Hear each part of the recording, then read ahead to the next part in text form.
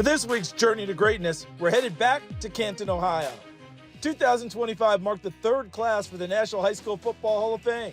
One of the honorees was longtime NFL quarterback Charlie Batch. Batch was a two-year starter for Steel Valley High School in Pennsylvania back in 1990 and 91.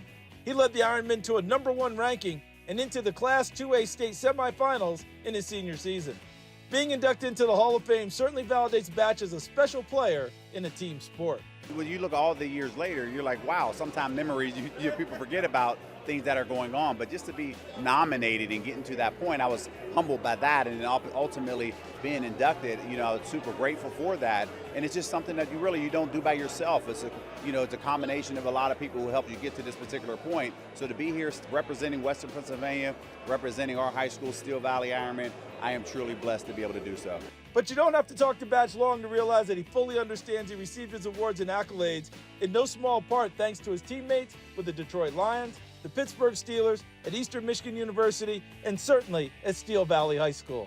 They're the ones that are keeping you accountable because they can tell the story from the ones back in the day. If people are talking about your work ethic moving forward, like, well, in high school he didn't do that or he did do that, they can validate all of the stories that are essentially being told. And they can say, okay, we help push them to get to that particular point. But again, when you're that young, you're just trying to wait for the opportunity, which is hopefully being, able to play college football. And when everybody's doing it together and one person becomes successful, everybody becomes, and everybody feels like they're a part of that journey.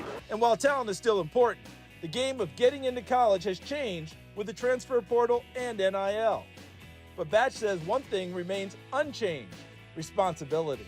It's one thing to stack offers, it's one thing to do, but at some point you have to make a commitment.